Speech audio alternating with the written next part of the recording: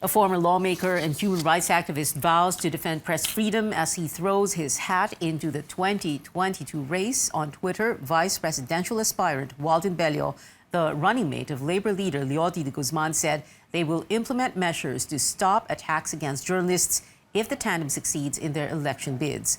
Bello adds they will shut down troll farms and move to restore the franchise of embattled media giant ABS-CBN. The aspirant also remembered the Maguindanao massacre 12 years ago and pledged to seek justice for the victims. 58 people were killed in the incident, including more than 30 media workers. We now have with us for Up Close, Vice Presidential Aspirant Walden Bello. Good evening, sir. Thank you very much for joining us. Very quickly now, let's go through these promises you made about protecting media workers and journalists. Go ahead, sir. Let me just say that the role of the media is extremely important. We do have a number of major proposals to protect journalists. I would say that we do need a special prosecutorial team that would be just focused on investigating and making sure that justice is done when it comes to the killings or the hurting or the threatening of journalists. That I think is extremely important. We did say that yes, we are going to push for the restoration of the ABS-CBN franchise, and we will dismiss all charges that have been made up by the Duterte administration against Maria Ressa and Rappler. Pia, the problem really is not just random violations by politicians. It is really the mood of being anti-free press that encourages these kinds of violations below. And Malacanang under President Duterte has been so anti-free press, that it's almost like a license to people that would like to destroy the freedom of the press because their interests are being affected, Yes. by local and national journalists. Yeah. So we really need to get this atmosphere of intimidation that Sir. is represented by Duterte. That is number one. Yes. That has Sir, to be removed.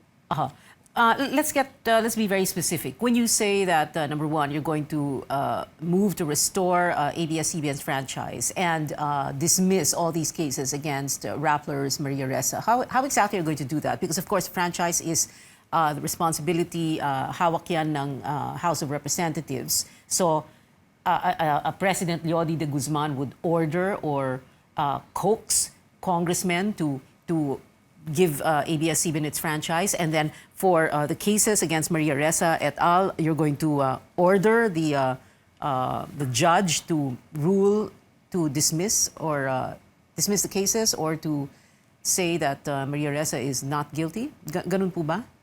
Yeah.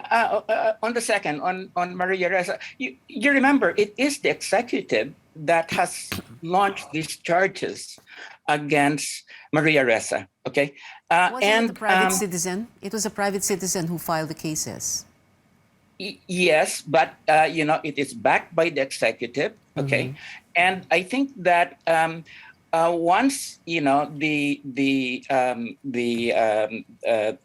have a different administration, that basically says it is not going to support the prosecution of these charges against Maria Ressa, I think that will make all the difference. Alam mo naman, Pia, nagbibiro tayo eh. Hindi naman yung private citizen na yun is really the one. He's being pushed by Malacanang. That's it. Wag na tayong magbiroan. That's Duterte's ploy. And if we but to go to the second point, yes, Congress will have to take a role in terms of restoring the franchise. But we all know naman, that the reason that those members of Congress voted, to take away the franchise Is against because the president spoke out against ABS. Yes. You know, Okay. was Well, because of yes. Malacanang's Oo. pressure. Well, So, of course, yes. Well, sir, yes. you know, Actually, this private citizen you referred to has already said before that he has done this on his own. Anyway, sir, we need to move on to another sure. favorite topic of yours, Bombo Marcos and the Marcos family. So, first, my question is, President Duterte has gone after Bombo Marcos, saying he is a weak leader and a spoiled child. But syempre, top of mind for all of us kasi is that he's leading the survey. So that's why else would people be attacking him, right, sir? Kasi, 'di ba? Papansinin niyo ba siya kung mababa siya sa surveys? Well, the problem really is, that the Marcos family has, participated, led this effort to try to paint what were the most nightmarish years in our country as a golden era. No? And I think that's the guy is not running on any platform. It's just on this image. And what we are going to do in this campaign is to expose the fact that he has feet of clay, he has no record, okay, and that all that is being presented is an image that is wrong, that in fact was not the case. He's running on the Marcos legacy of repression and oppression and exploitation. And I think by the time that this campaign is midway, this guy's going to go down in the polls. I mean, Filipinos will appreciate the truth about this fellow. I mean, this is Marcos running again. Is as I said, this family raped the country for 14 years. They never made any apologies, and this guy wants to rape the country again. Filipinos are not that foolish. And this is why you want to campaign against them, because as some people have said, a Marcos victory at the polls would be like vindication for them, right? And in a sense, these elections are like a referendum, not just on President Duterte, but on EDSA 86, correct? Well, I mean, I think that's true. It will be a referendum on, to some extent, on the inadequacies of what happened of the EDSA government. But I think more important is, that this is really an image of the past, the Marcos era. That is untrue. That is being sold at this point in time. As we said, I and my running mate Leody de Guzman are out to. The reason that we're in this process is because we are out to stop the Marcos Duterte axis of evil, and in order to do that, we are presenting a vision for the future that does not bring us back to the dark era of the Marcos period. Well, sir, yes. That goes away from the inadequacies of the EDSA period, and of course, away from the bloody reign of Duterte. We are presenting a program, very detailed program for the future, and that's what differentiates us from the other candidates. Well, part of this effort, like you say, to defeat this axis of evil, as you call it, is to exhume the body of Ferdinand Marcos from the libingan ng mga bayani where it is currently buried and return it to Batak. So are you saying that if you and Leody de Guzman were to win, the two of you would personally go to the libingan and oversee the exhumation of the remains and its return to Batak, Ilocos Norte? Yes, and we will charge the Marcos family for the expenses of the exhumation as well as, sending it to Batak.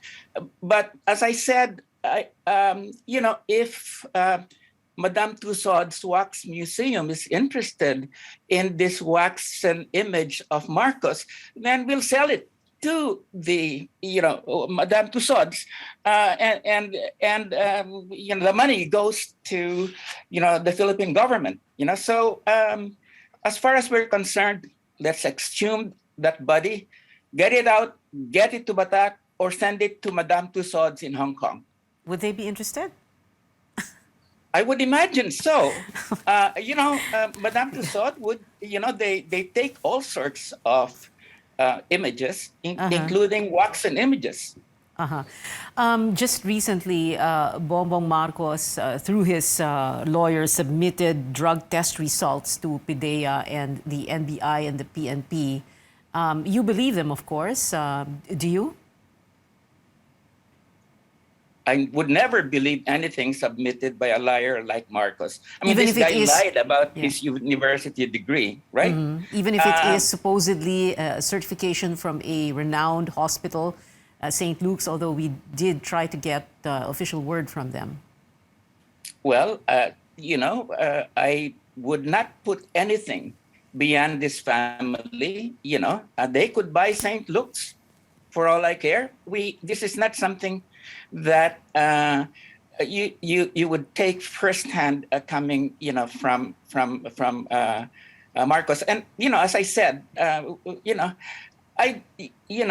if the COMELEC wants to requires us to do drug testing, Calyode and I will do it, but we're not going to do it to participate in this circus that is mainly out to clean Bongbong Marcos. No, this is not. And unfortunately, Isko Moreno and Soto, etc., they're all participating in this circus at this point in time, and it's shameless. It's shameful. Okay, well, Lenny Robredo said she would undergo drug testing, basta random. But anyway, sir, we need to take a very quick break. When we return, we'll still have with us Vice Presidential hopeful Walden Bello, plus... Welcome back. This is our up-close segment with Vice Presidential aspirant Walden Bello. Sir, I think we've talked enough about Bongbong Marcos in the first segment of the show, but so let's move on. There are a few questions here about the government's pandemic response and how you and Calyode de Guzman, if you were to win, would like to handle differently the pandemic, the crisis. Well, we have a 13-point program, to contain COVID-19. One of the first elements of this is that we want to be able to have 75% of the population have a second dose by September 2022. That is very close, if not on herd immunity. Okay, and we will also want to make sure, that all 50% of seniors have a booster shot by then, and 100% of healthcare workers and 50% of the immunocompromised. Okay.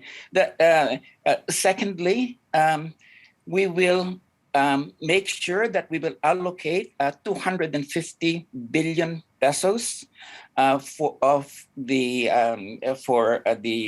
budget for FY 2023, which is the fiscal year we will be there, to COVID-19 related medicines and vaccines, as well as treatment. And we will prioritize the purchase of Milsarvir, which is one of the major COVID-19 mitigation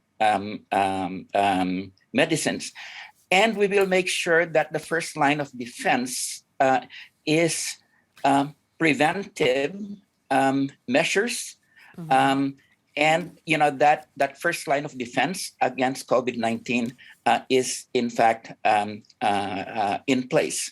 So this 13-point program is very much all linked to each other.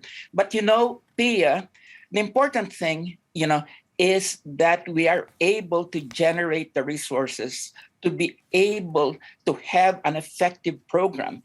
And we are going to do that by taxing the rich, making sure that there's hemorrhage of payment of foreign debt is stopped, okay?